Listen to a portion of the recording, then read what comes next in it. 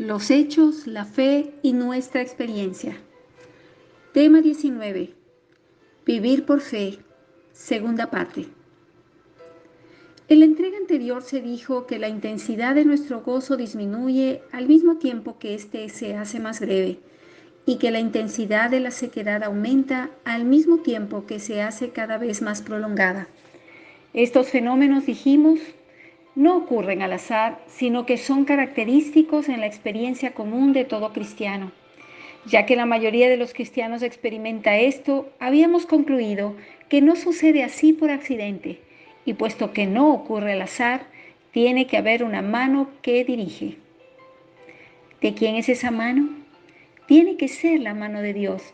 Habíamos dicho que es Dios quien hace que nuestra sensación de gozo se haga cada vez menos intensa y sea cada vez más breve, y es Él quien hace que nuestra sequedad se vuelva cada vez más intensa y se prolongue más. El propósito de Dios al hacer estas cosas es, primero, que no vivamos para nuestro propio provecho. Cuando leemos la Biblia durante un periodo de gran gozo y entusiasmo, lo hacemos con gran interés. Pero, ¿leemos la Biblia por el interés que ella nos causa o porque se trata de la palabra de Dios? Por otra parte, nuestra oración tiene como propósito buscar a Dios y su presencia, o solo oramos por el gozo que sentimos al hacerlo. ¿Oramos por cumplir con nuestro deber o realmente lo hacemos con miras a los intereses divinos? Si hacemos estas cosas para nuestro propio provecho y para nuestra propia gratificación, entonces nuestra meta no es la gloria de Dios.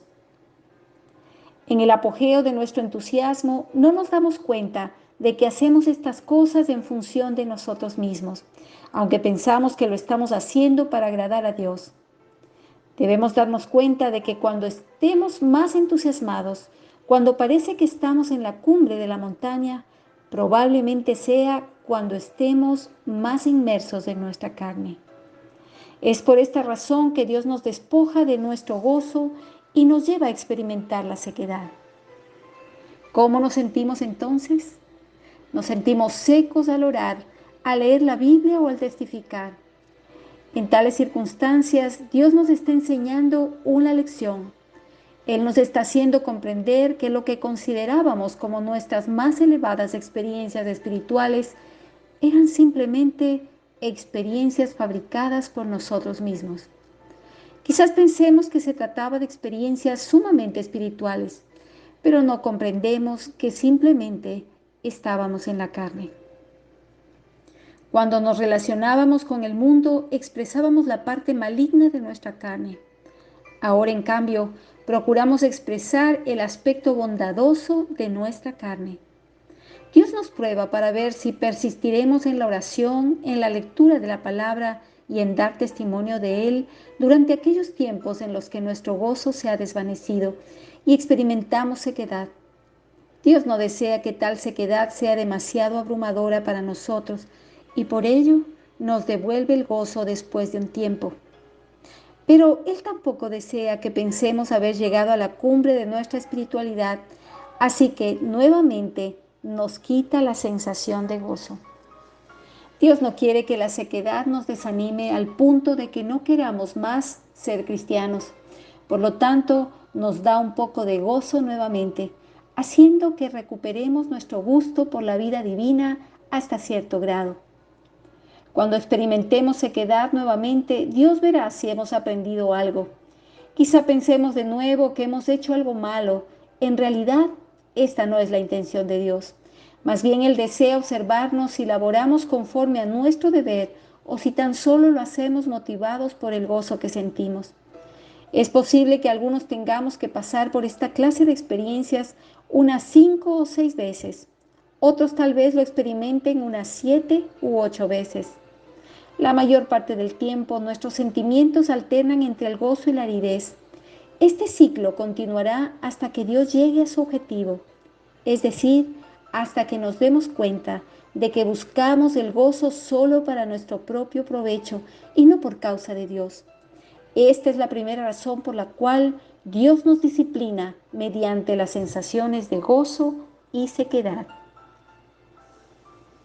Segundo, que nuestra fuerza de voluntad sea disciplinada. Cuando estamos en la cima de la montaña llenos de gozo, ¿nos sentimos obligados a hacer algún esfuerzo? No, no tenemos que esforzarnos para leer la palabra, para orar ni para testificar. Supongamos que por naturaleza seamos parlanchines. Entonces, cuando nos sentimos contentos, cuando nos parece que Dios está tan cerca de nosotros que casi podemos tocar al Señor Jesús y a Dios mismo, preferiríamos encerrarnos en nuestro cuarto y no ver a nadie. En tales ocasiones nos es fácil vencer nuestras debilidades naturales. Supongamos que somos muy temperamentales y que fácilmente damos rienda suelta a nuestro enojo. En aquellas ocasiones en que estamos llenos de entusiasmo, nos es fácil perdonar a los demás, pero cuando nuestro gozo se desvanece, somos como un puercoespín y los demás no pueden tocarnos. Si lo hacen, nos enojamos. Cuando estamos entusiasmados, ningún aspecto de nuestra labor o de nuestra vida diaria nos parece agobiante. Pero cuando estamos secos, sentimos que tanto nuestra vida diaria como nuestro trabajo nos abruman. En tales ocasiones sentimos que debemos esforzarnos sobremanera y que es nuestro deber leer la Biblia, orar y testificar. Inicialmente, cuando se trataba de dar testimonio del Señor, podíamos hablar durante 5 horas, guiados por nuestras agitadas emociones. Pero cuando experimentamos sequedad, no sabemos ni qué decir. Quizás hablamos de una manera restringida acerca de creer en el Señor y recibir la vida eterna. Nos vemos forzados a hablar cuando tenemos que hablar, estando en la cumbre de nuestro entusiasmo. No necesitamos hacer ningún esfuerzo. Sin embargo, cuando experimentamos aridez, tal labor puede parecernos extremadamente pesada y no somos capaces de realizarla sin tener que aplicar una gran dosis de determinación. Permítanme preguntarles, ¿durante cuáles periodos nos ejercitamos más espiritualmente?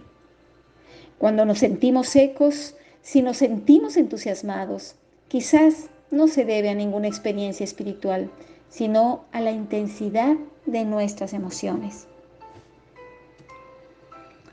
Cuando experimentamos aridez, tenemos que ejercitar nuestra voluntad y así nuestra labor es realizada por nuestra verdadera persona. Dios permite que nos sobrevenga tal aridez a fin de que aprendamos a ejercitar nuestra fuerza de voluntad en tales circunstancias. Supongamos que navegamos de un lugar a otro en un velero. Quizás la jornada solo requiera de unas cuantas horas. Al comienzo de tal travesía, como el viento sopla a nuestro favor, izamos las velas, pero después de un tiempo el viento deja de soplar. Sin embargo, aún nos faltan horas de viaje. ¿Deberíamos sacar los remos y empezar a remar o echar anclas y esperar hasta que el viento nos sea favorable para izar las velas nuevamente? Si queremos llegar a nuestro destino cuanto antes, debemos esforzarnos por remar. En tales ocasiones empleamos la fuerza que verdaderamente tenemos. Esto es simplemente un ejemplo. Cuando estamos entusiasmados en nuestras emociones, somos como un velero que depende del viento para navegar. El barco no tiene que hacer esfuerzo alguno. Preferiríamos que navegar fuera así de fácil durante todo el año. Pero si esto sucediera así, tanto el capitán como la tripulación del navío se tornarían inútiles, pues solo serían capaces de navegar con el viento a su favor. Y si el viento se tornara contrario, no sabrían qué hacer. Me temo que nadie querrá contratar a esos marineros.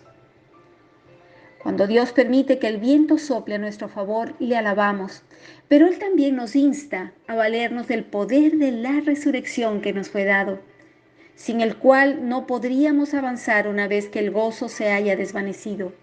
Dios permite que nos sobrevenga sequedad, a fin de que aun cuando carezcamos de gozo y entusiasmo, nos valgamos de la fortaleza que es nuestra, la fortaleza que recibimos al ser regenerados. De esta manera podremos superar obstáculos y vientos contrarios. El poder de la resurrección se hace más evidente cuando tenemos que enfrentarnos a un entorno en el que la muerte impera. Dios podría otorgarnos la ayuda de las emociones, pero esto no concuerda con su propósito.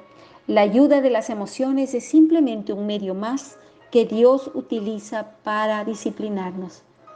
En realidad, su propósito es adiestrar nuestra voluntad para que cuando atravesemos momentos oscuros podamos ejercitar nuestra voluntad y para que cuando experimentemos sequedad echemos mano de nuestra voluntad para leer la Biblia, orar y testificar. Al hacer esto, nuestra fuerza de voluntad se hará cada vez más fuerte. Si solamente actuamos movidos por nuestras emociones, nunca avanzaremos. El motivo por el cual en ocasiones Dios nos da sentimientos de gozo es para que no retrocedamos en nuestra vida cristiana. A esto se debe que el gozo que recibimos de Él sea más breve a medida que avanzamos, y a esto también se debe que la aridez se vuelva cada vez más prolongada. Entonces, habremos de ejercitar nuestra voluntad con mayor frecuencia, y esto hará que nuestra voluntad sea fortalecida grandemente. Si examinamos nuestras experiencias del pasado, veremos que tanto el gozo como la sequedad que experimentamos fluctúan. También descubriremos que cuando nos sentimos gozosos no progresamos tanto, mientras que en los tiempos en que experimentamos aridez, progresamos mucho más. Observemos también que durante las semanas de sequedad habremos avanzado y comúnmente pensamos que si todos los días son de sequía y sufrimiento, habremos de caer. Pero cuando confrontamos este concepto con nuestra experiencia, veremos que, por el contrario, es cuando nos sentimos débiles que logramos avanzar más. Cuando estamos contentos, no progresamos mucho.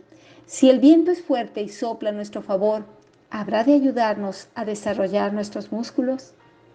No. Nuestros músculos se hacen más fuertes cuando nos enfrentamos a vientos contrarios.